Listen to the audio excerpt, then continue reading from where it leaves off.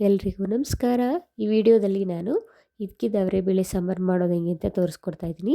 ಮೊದಲಿಗೆ ಅವರೆಬೇಳೆನ ರಾಗಿ ಹಿಟ್ಟು ಹಾಕ್ಕೊಂಡು ವಾಶ್ ಮಾಡ್ಕೊಳ್ಳಿ. ಸಾಸಿವೆ, ಜೀರಿಗೆ, 2 ಟೊಮೆಟೊ, 2 ಈರುಳ್ಳಿ, ಬೆಳ್ಳುಳ್ಳಿ, ಮೆಂತ್ಯ ಹಾಗೂ ಜೀರಿಗೆನ ಡ್ರೈ ರೋಸ್ಟ್ ಮಾಡಿ ಇಟ್ಕೊಂಡಿದ್ದೀನಿ. ಕಾಯಿ ತುರಿ, ರುಚಿಗೆ ತಕ್ಕಷ್ಟು ಉಪ್ಪು, ಖಾರದ ಪುಡಿ ಮತ್ತು ಸಾಂಬಾರದ ಪುಡಿ 2 ಮಿಕ್ಸ್ ಮಾಡಿಕೊಂಡು ಇಟ್ಕೊಂಡಿದ್ದೀನಿ. ಮೊದಲು ಒಂದು ಸ್ಟವ್ ಮೇಲೆ ಒಂದು ಪಾತ್ರೆ ಇಟ್ಟು ಸ್ಟವ್ ಆನ್ ಮಾಡ್ಕೊಳ್ಳಿ.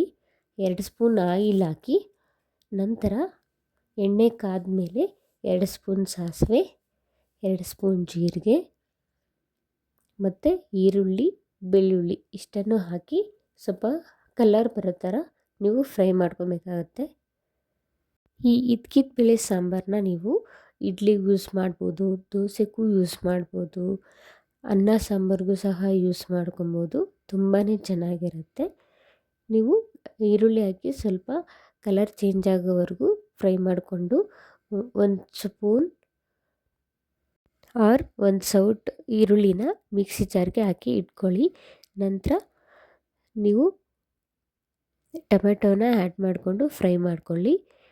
2 ಸೆಕೆಂಡ್ ನೀವು ಫ್ರೈ ಮಾಡಿದ ಮೇಲೆ ನೀವು ಅದಕ್ಕೆ ಅವರೆಬೇಳೆನ ಹಾಕ್ಕೊಂಡು ಫ್ರೈ ಮಾಡಬೇಕಾಗತ್ತೆ.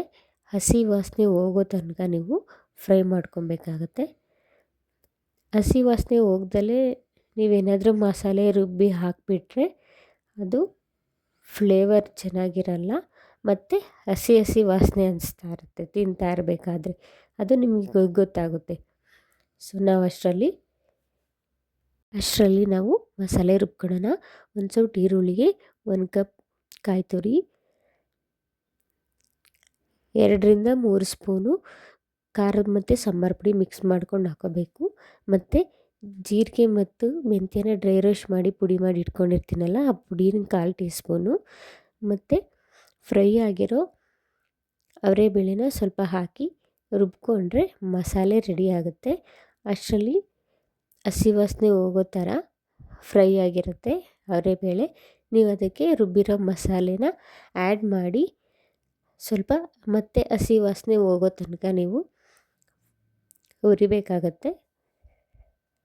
ಸ್ವಲ್ಪ ಹಸಿ ವಾಸನೆ ಹೋಗ್ತಿದ್ದಂಗೆ ನೀವು ನೀರನ್ನು ಆ್ಯಡ್ ಮಾಡಬೇಕಾಗತ್ತೆ.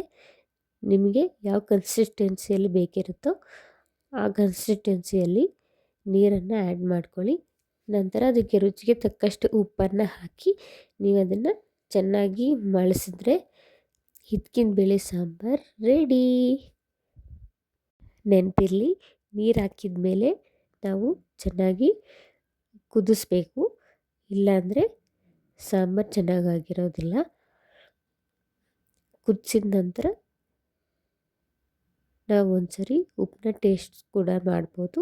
ಅಕಸ್ಮಾತ್ ನಿಮಗೇನಾದರೂ ಕಮ್ಮಿ ಅನಿಸಿದ್ರೆ ಮತ್ತೆ ಆ್ಯಡ್ ಮಾಡ್ಕೊಬೋದು. ನೀವು ಇದನ್ನು ಮುದ್ದೆ ಜೊತೆ ತುಪ್ಪ ಹಾಕ್ಕೊಂಡು ಸೇವಿಸ್ತಾ ಇದ್ದರೆ ಸೂಪರಾಗಿರುತ್ತೆ. ಒಮ್ಮೆ ಟ್ರೈ ಮಾಡಿ ನೋಡಿ, ಹೇಗಿತ್ತು ಅಂತ ಕಮೆಂಟಲ್ಲಿ ತಿಳಿಸಿ. ಈ ವಿಂಟರಲ್ಲಿ ಪರ್ಫೆಕ್ಟ್ ಸಾಂಬಾರು ಅಂದರೆ ಅದು ಹಿದ್ಕಿದ ಬೇಳೆ sambar. Thanks for watching. Bye.